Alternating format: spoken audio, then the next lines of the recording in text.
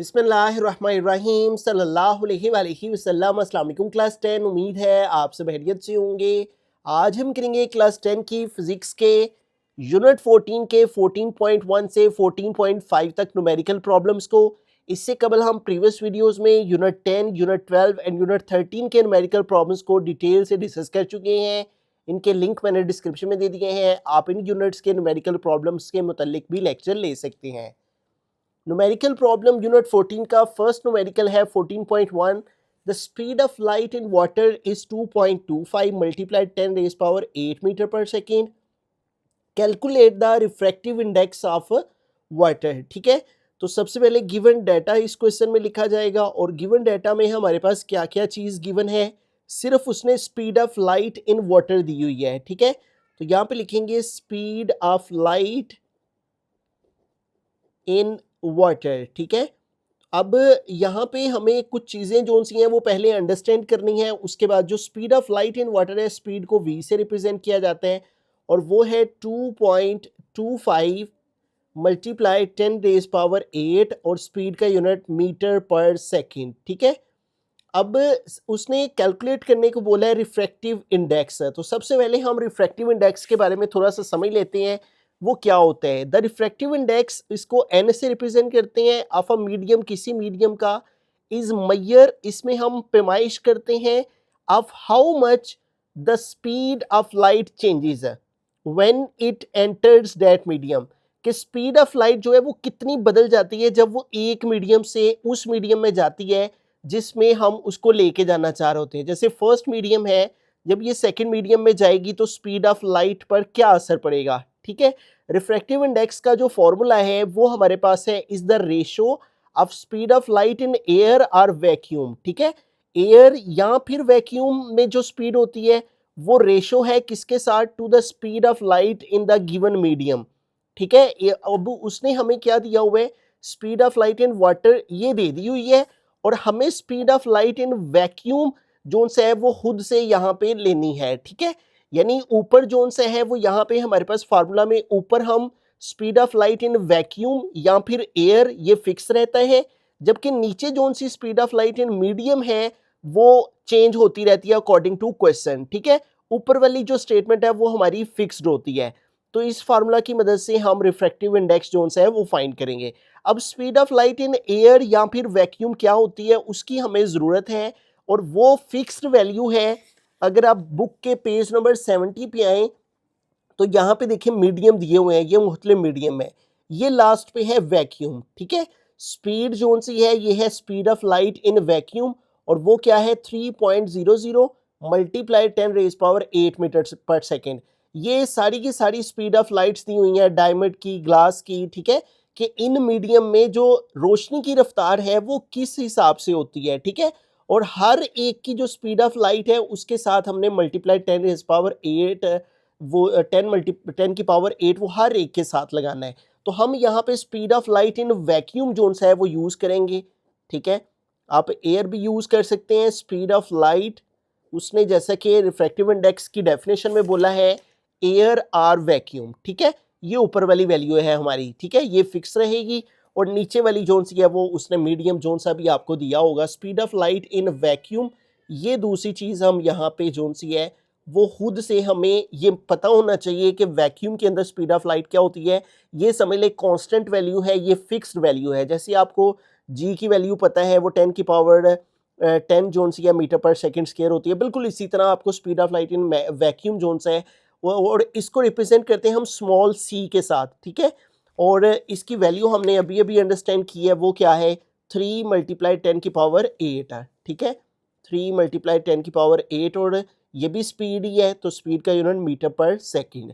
और जो चीज़ हमें फाइंड करनी है वो क्या है रिफ्रैक्टिव इंडेक्स है। ठीक है, और इसके बारे में हम पढ़ चुके हैं कि ये क्या है। ये हमें बताती है कि स्पीड ऑफ लाइट जब एक मीडियम से दूसरे मीडियम में दाखिल होती है तो उस पर क्या असर पड़ता है, क्या चेंजिंग आती है। ठीक है, और इसको हम एन से रिप्रेजेंट करते हैं रिफ्रैक्टिव इंडेक्स को, ये हमें फाइंड करनी है। ठीक है, ये गिवन डेटा हमारे पास आ गया।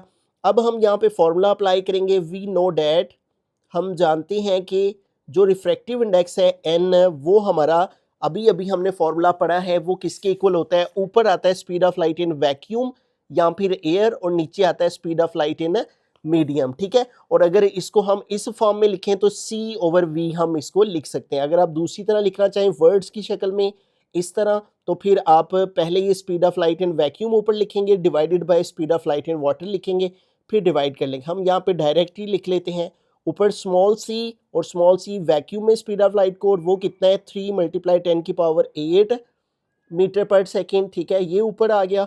और नीचे जो सा v, और v क्या है speed of light in water, वो क्या है हमारे पास 2.25 × 10⁸ मीटर पर सेकेंड, ठीक है। अब यहाँ पे देखिए, अब इसको सॉल्व करते हैं।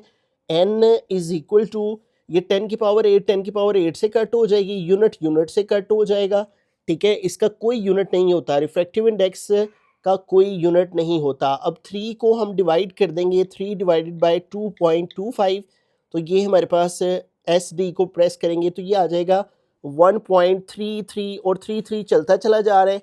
तो बुक के लास्ट पे उसने हमारे पास जो आंसर दिया हुआ है उसमें उसने सिर्फ 2 टाइम जो है वो 33 लिखा हुआ है।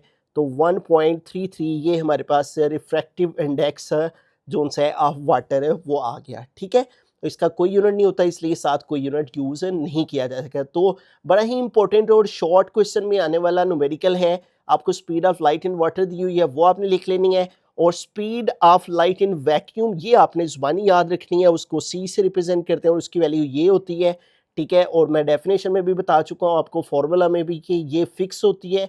ये आपको जब भी रिफ्रैक्टिव इंडेक्स यूज़ करना है, फाइंड करना है, तो ये आपको speed of light in vacuum ये वाली यूज़ करनी है, ठीक है। और ये स्टैंडर्ड है, ये कांस्टेंट वैल्यू है। फिर रिफ्रैक्टिव इंडेक्स का फार्मूला लगाएंगे, दोनों वैल्यूज़ को पुट करेंगे, सोल्व करेंगे, तो रिफ्रैक्टिव इंडेक्स ऑफ वाटर। बिस्मिल्लाहिर्रहमानिर्रहीम 14.2 न्यूमेरिकल है, इंतहाई आसान न्यूमेरिकल है ये भी। लाइट रे in air n1 is equal to 1.0 strikes a glass surface n2 is equal 1.5 at an angle of incidence 30 degree. Find the angle of refraction inside the glass. वो कह रहा है कि ये हमारे पास रिफ्रैक्टिव इंडेक्स एयर का दिया हुआ है, n से पता चल रहा है कि ये रिफ्रैक्टिव इंडेक्स है एयर का, ठीक है। और वो कह रहा है ये लाइट की रेज स्ट्राइक करती है ग्लास सरफेस को, ठीक है, टकराती है ग्लास की सरफेस से, और ग्लास का जो रिफ्रैक्टिव इंडेक्स है उसको n2 से रिप्रेजेंट किया, वो है 1.5। और जो एंगल ऑफ इंसिडेंस है वो 30 डिग्री है, तो एंगल ऑफ रिफ्रैक्शन क्या होगा ग्लास के अंदर। अब एक होता है एंगल ऑफ इंसिडेंस, एक होता है एंगल ऑफ रिफ्लेक्शन, ठीक है। और ये जिस रे के साथ हमारा एंगल आ रहा है ये इंसिडेंट है, और इस मीडियम से जब ये दूसरे मीडियम में आई है, तो जब ये दूसरे मीडियम में दाखिल हुई है तो जो रे बनेगी वो रिफ्लेक्टेड रे बनेगी, ठीक है।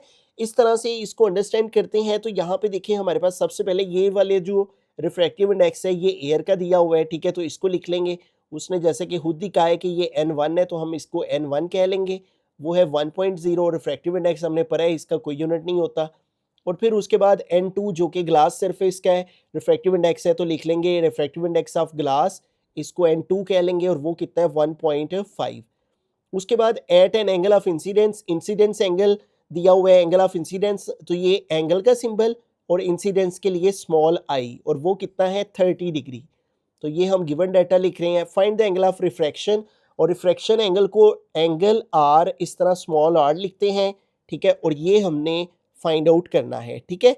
तो ये सारा डाटा हमने लिख लिया। अब इस क्वेश्चन में जो टर्म्स यूज हुई हैं इन सारी टर्म्स को हमने स्नेल्स लॉ के अंदर पढ़ रखा है, ठीक है।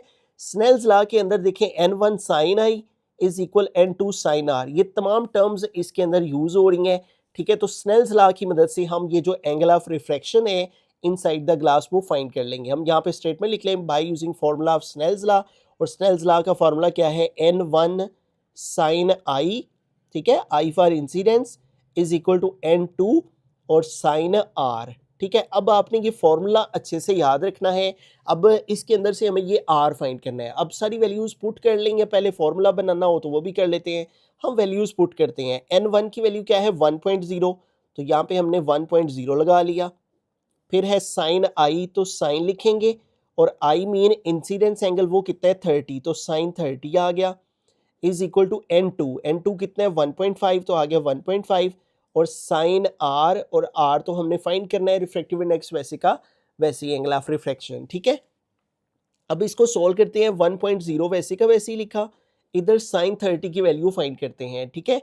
साइन, ये साइन और ये 30, कैलकुलेटर पे साइन 30 लिखा तो इसको डेसिमल फॉर्म में लिखेंगे तो ये आ गया 0.5, ठीक है। और इज इक्वल टू हमारे पास है 1.5 और इधर है साइन आर। अब हमें जो से इन दोनों वैल्यूज़ को पहले मल्टीप्लाई कर लेते हैं, ठीक है। 1.0 मल्टीप्लाई जो सा है 0.5, ठीक है। तो इसको डिवाइड किया तो ये हमारे पास इन दोनों को मल्टीप्लाई करके, चूंकि ये 1 नहीं है तो 0.5 को 1 से मल्टीप्लाई करेंगे तो 0.5 ही आ जाएगा। और इधर आ गया 1.5 साइन आर, ठीक है। अब हमें चूंकि ये साइन आर फाइंड करना है, ठीक है, दरअसल आर फाइंड करना है एंगल ऑफ रिफ्रैक्शन, तो ये इधर ही रहेगा 1.5 इसके साथ मल्टीप्लाई हो रहा है, इधर आके 1.5 डिवाइड हो जाएगा, ठीक है। तो अब इसको डिवाइड कर लेते हैं, 0.5 डिवाइडेड बाय 1.5। जब इसको डिवाइड किया तो आ गया हमारे पास, ये फ्रैक्शन में आया, डेसिमल में लेके जाएंगे, ये आ गया 0.333, ठीक है। तो 3 टाइम इसको हम लिख लेते हैं, ठीक है। आप जितने टाइम मर्जी लिखना चाहें लिख सकते हैं। इधर आ गया साइन आर, आर लिखकर इस वैल्यू को इधर लिख लेते हैं, इसको इधर लिख लेते हैं क्योंकि हमें आर फाइंड करना है तो आसानी रहेगी। और इधर आ जाएगा 0.333। अब इधर से आर चाहिए हमें, ठीक है। एंगल ऑफ रिफ्रैक्शन आर इधर ही रहेगा, साइन इधर जाके इन्वर्स हो जाएगा, ठीक है। साइन इधर आके इन्वर्स हो गया और ये आ गया 0.333, ठीक है। तो यूं angle of refraction are equal आ जाएगा। अब साइन इन्वर्स लेंगे इस वैल्यू का, ठीक है। कैलकुलेटर पे शिफ्ट साइन प्रेस करेंगे, ठीक है, शिफ्ट साइन प्रेस करेंगे, साइन इन्वर्स आ जाएगा 0.333। तो ये हमारे पास आंसर आ गया है 19.45। और बुक वाले ने इसको राउंड ऑफ करके लिखा हुआ है, ये 5 है ना, तो 5 की वजह से ये प्रीवियस नंबर में 1 ऐड कर देंगे तो ये 19.5 और एंगल के लिए ऊपर डिग्री आ जाएगा इसका, ठीक है, यूनिट।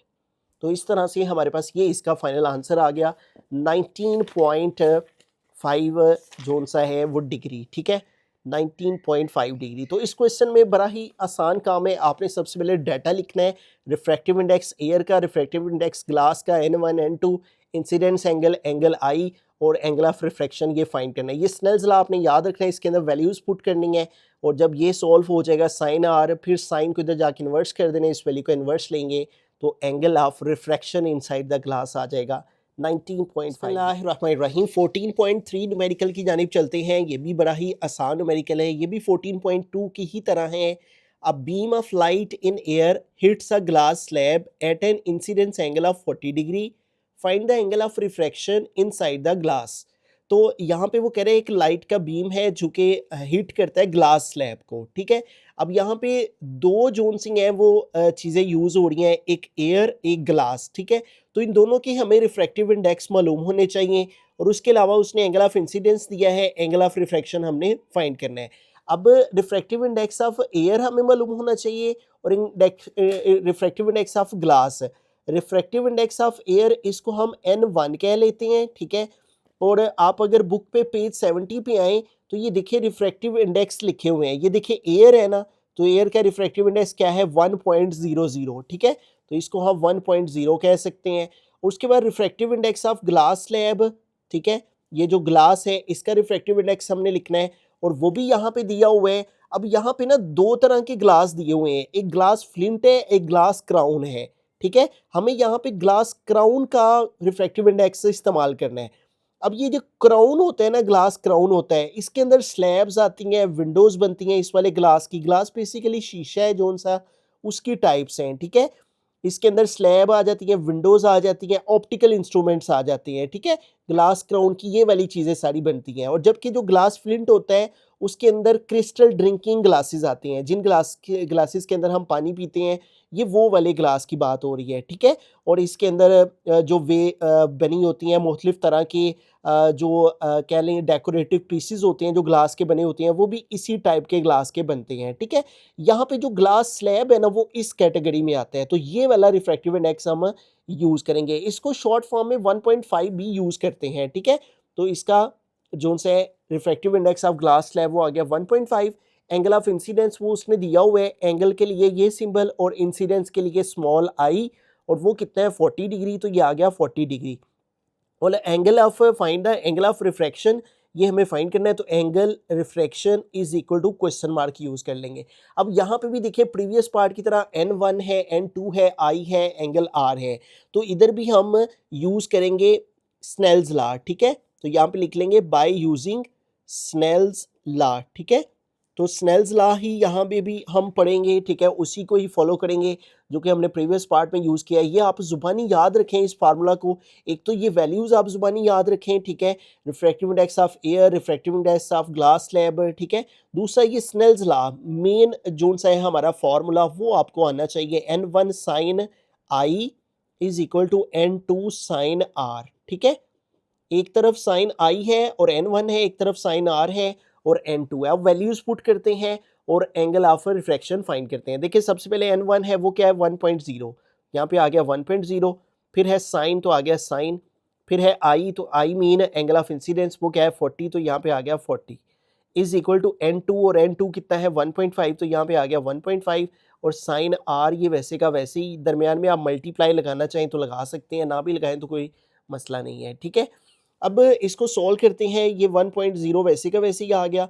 इधर साइन 40 की वैल्यू कैलकुलेट करते हैं, साइन 40 तो इसकी वैल्यू ली तो ये हमारे पास आ गई है 0.6427, ठीक है। यहाँ तक इसकी वैल्यू हम जोन सी है वो ले लेते हैं 6427, एक डिजिट और ले लेते हैं 8, ठीक है। और जितनी वैल्यू ज़्यादा ले लें उतना अच्छा आंसर जोन सा है वो आ जाता है। 1.5 मल्टीप्लाई साइन आर, अब जब इस वैल्यू को 1 से मल्टीप्लाई करेंगे तो यही वैल्यू आ जाएगी 0.64278 इज इक्वल टू आ गया 1.5 मल्टीप्लाई साइन आर, ठीक है। हमें चूंकि आर फाइंड करना है, इधर से 1.5 इधर मल्टीप्लाई हो रहा है, इधर आके डिवाइड हो जाएगा, 0.64278 डिवाइडेड बाय 1.5, और इधर हमारे पास रह गया साइन आर, ठीक है। अब इस वैल्यू को डिवाइड कर लेते हैं इस पे 0.64278, और इसको हमने डिवाइड कर लेना है 1.5 पे। जब इसको डिवाइड किया तो ये हमारे पास आ गया 0.42852 इज इक्वल टू आ गया साइन आर। अब आर लिख के ना साइन आर को इधर लिख लेते हैं, ठीक है, और 0.42852 इधर लिख लेते हैं।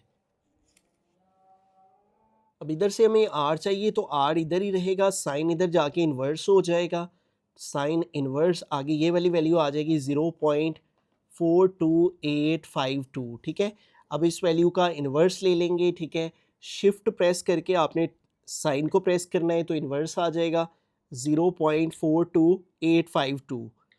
तो ये देखिए आंसर आ गया 25.37। तो ये 3 आ रहा है पॉइंट के बाद, तो इसके नियरेस्ट जो डिग्री है वो 25 ही बनती है, ठीक है। इसको आगे वाला जो डेसिमल पार्ट है उसको बुक वाले ने भी और हम भी यहाँ पे रिमूव करके लिख देते हैं, तो ये हमारे पास 25 डिग्री जो एंगल ऑफ रिफ्रैक्शन है इनसाइड द ग्लास वो इतना आ जाएगा, ठीक है। तो हमारे पास एंगल ऑफ रिफ्रैक्शन आ गया 25 डिग्री, ठीक है। तो इस क्वेश्चन में भी प्रीवियस क्वेश्चन की तरह रिफ्रैक्टिव इंडेक्स ऑफ एयर लगाना है, उसको n1 कह लेंगे, रिफ्रैक्टिव इंडेक्स ऑफ ग्लास वो 1.5 है, एंगल ऑफ इंसिडेंस उसने दिया हुआ है, एंगल ऑफ रिफ्रैक्शन फाइंड करना है, स्नेल्स लॉ का फॉर्मूला लगाना है, वैल्यूज पुट करनी है, तो angle of refraction inside the glass आ जाएगा 25। बिस्मिल्लाहिर्रहमानिर्रहीम 14.4 न्यूमेरिकल है, a ray of light travels from air into an unknown liquid, ठीक है।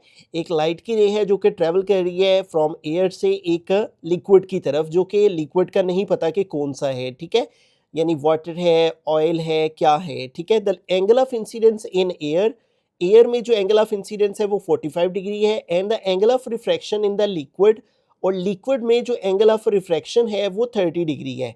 Calculate the refractive index of the liquid, liquid का रिफ्रैक्टिव इंडेक्स फाइंड करें। तो गिवन डाटा में हमारे पास एंगल ऑफ इंसिडेंस दिया हुआ है एयर में, तो एंगल ऑफ इंसिडेंस एंगल को इस तरह से, एंगल का सिंबल, इंसिडेंस को आई से रिप्रेजेंट करते हैं, और वो कितना है 45 डिग्री, तो ये आ गया 45 डिग्री।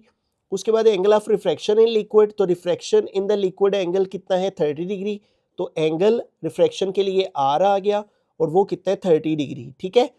अब अगली चीज़ हमें क्या फाइंड करना है, कैलकुलेट द रिफ्रैक्टिव इंडेक्स, और refractive index of the liquid उसको n से रिप्रेजेंट किया जाएगा, और ये हमने फाइंड करना है। अब आपको याद होगा तो क्वेश्चन नंबर 1 में भी हमने रिफ्रैक्टिव इंडेक्स ही फाइंड किया है, ठीक है।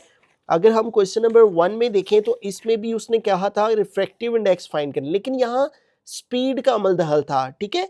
तो आपने याद रखना है जब आपको स्पीड उसने दी हो, स्पीड ऑफ लाइट दी हो, तो तब आपने रिफ्रैक्टिव इंडेक्स का ये वाला फार्मूला लगाना है।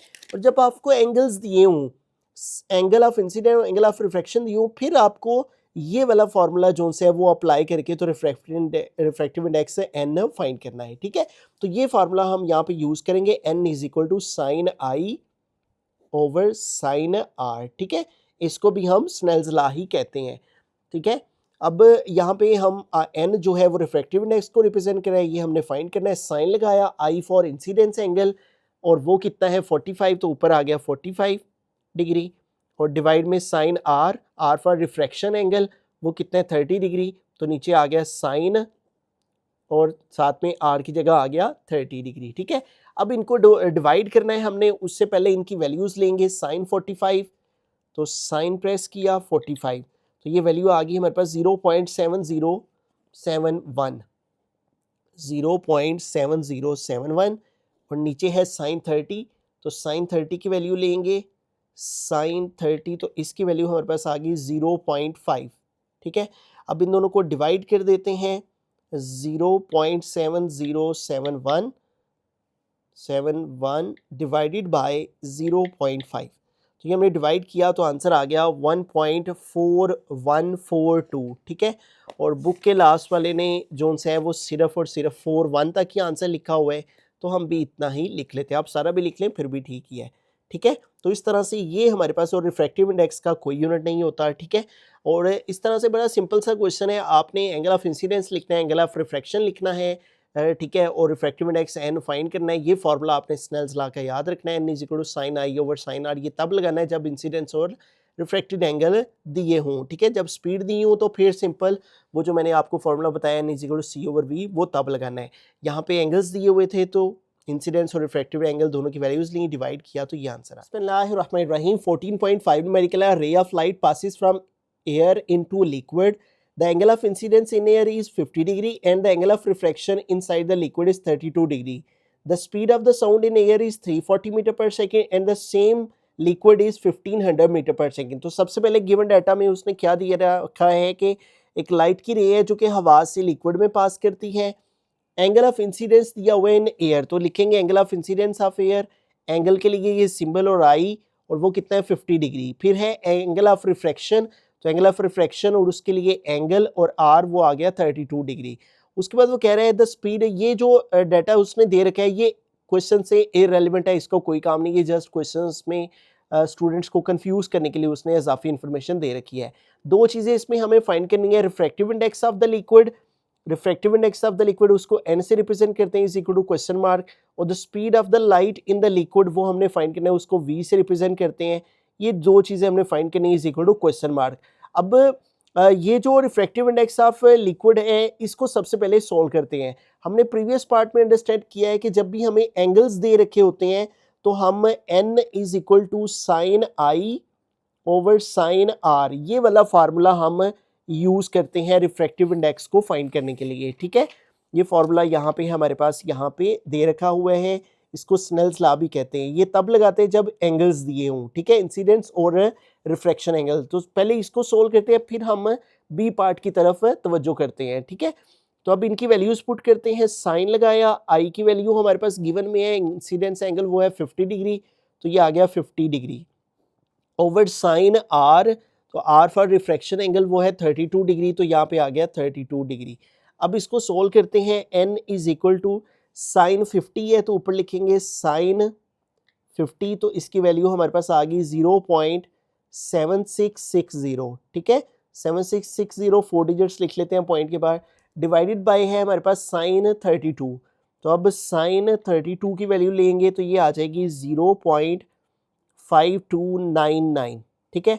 अब इन दोनों को डिवाइड कर लेते हैं, 0.7660 डिवाइडेड बाय 0.5299, तो इसको डिवाइड किया हमने तो आंसर आया है 1.44 और आगे है हमारे पास 5, ठीक है। तो इसको अगर हम राउंड ऑफ कर लें बुक के लास्ट वाला आंसर लिखने के लिए तो इसको राउंड ऑफ करके हमारे पास ये जो 5 है ये 1 डिजिट कैरी इसको दे देगा, ठीक है। तो ये राउंड ऑफ होके 1.45 हो जाएगा, ठीक हो गया। तो रिफ्रैक्टिव इंडेक्स का कोई यूनिट नहीं होता, तो ये हमारे पास ए पार्ट आ गया। अब बी पार्ट में हमें जो चीज़ फाइंड करनी है, जैसे कि मैंने आपको बताया था, जब हमारे पास speed of light in air हो, speed of light in medium हो, ठीक है, और तब रिफ्रैक्टिव इंडेक्स का ये वाला फार्मूला यूज होता है। अब यहाँ पे देखिए हमारे पास ये जो speed of light in vacuum है, ये ऊपर वाली वैल्यू है, speed of light in air or vacuum, ठीक है, ये कांस्टेंट रहती है, ये नहीं बदलती। तो इसलिए मैंने speed of light in vacuum और उसको सी से रिप्रेजेंट करते हैं, वो कांस्टेंट होती है, वो मैंने आपको प्रीवियस क्वेश्चन में भी बताया है, पेज 70 पे दी हुई है। Speed of light in vacuum वो क्या है, 3 × 10⁸ मीटर पर सेकेंड। तो ये कांस्टेंट वैल्यू थी, तो ये मैंने आपको प्रीवियस क्वेश्चन में भी बताया है, इसमें भी हमने ये पहले से ही लिख ली है, ठीक है। जबकि हमें क्या चीज़ फाइंड करनी है, ये v फाइंड करना है, speed of light in medium, और यहाँ मीडियम क्या है, लिक्विड है, ठीक है, उसको v से रिप्रेजेंट कर रहे हैं, वो हमने फाइंड करना है। और n क्या है, रिफ्रैक्टिव इंडेक्स है, और रिफ्रैक्टिव इंडेक्स इसका हम फाइंड कर चुके हैं, n वो हमारे पास ये दिया हुआ है, ठीक है। तो अब ये वाला फार्मूला हम यूज करेंगे, n = C/V, ठीक है। इस फार्मूला की मदद से हम ये v फाइंड करेंगे, ठीक है, speed of light in the medium या फिर लिक्विड कह लें, ठीक है। अब क्रॉस मल्टीप्लिकेशन कर लेते हैं, पहले फार्मूला बना लेते हैं। n को v से मल्टीप्लाई किया nv = c को 1 से मल्टीप्लाई किया c, इधर से v हमें चाहिए, v इधर रहेगा, c n इधर मल्टीप्लाई हो रहा है, इधर आके n डिवाइड हो गया। अब ये दोनों वैल्यूज हमारे पास मौजूद है, इन दोनों को पुट करते हैं। ऊपर c की वैल्यू, c क्या है, speed of light in vacuum, ठीक है।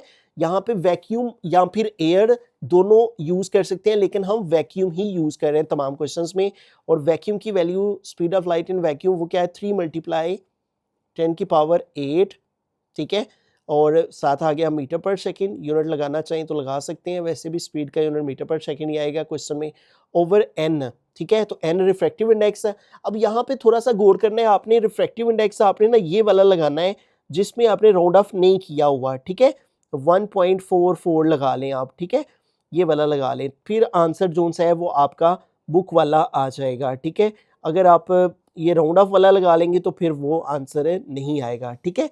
अब इसको सोल्व करते हैं। 3 को जस्ट हमने डिवाइड करना है 1.44 पे, ठीक है, इसके साथ डिवाइड करना है, तो देखिए आंसर आ रहा है 2.08, ठीक है। और साथ में ये वाला मल्टीप्लाई 10⁸, और ये वैसे का वैसे ही, और ये मीटर पर सेकंड भी वैसे का वैसे ही, ठीक है। अब देखें बुक के लास्ट वाले दोनों आंसर हमारे पास आ चुके हैं। ए पार्ट का आंसर जोन सा है वो उसने राउंड ऑफ करके लिखा हुआ है 1.45, ठीक है, 1.45, और बी पार्ट का आंसर 2.08, बी पार्ट का आंसर 2.08 मल्टीप्लाई 10⁸, और स्पीड है चूंकि ये, तो साथ में यूनिट आ गया मीटर पर सेकंड, ठीक है। तो इस क्वेश्चन में आपने ये सारी स्टेटमेंट, यहाँ तक ही सिर्फ स्टेटमेंट यूज होगी इसमें, ठीक है। तो इस स्टेटमेंट से आपने एंगल ऑफ इंसिडेंस लिखना है I, एंगल ऑफ रिफ्रैक्शन लिखना है R 32, और ये speed of light in vacuum ये आपने खुद से याद करनी है, ये लिखनी है। और जो दो चीज़ें फाइंड करनी है उनको, रिफ्रैक्टिव इंडेक्स को n से question mark, speed of light को v से क्वेश्चन मार्क, और फिर आपने ये स्नेल्स लॉ, ये फार्मूला याद रखना है, इसकी मदद से रिफ्रैक्टिव इंडेक्स फाइंड कर लेना है। और speed of n = refractive index का ये वाला फार्मूला लगा के इधर से आपने speed of light in liquid v zone सा है वो फाइंड कर लेना है।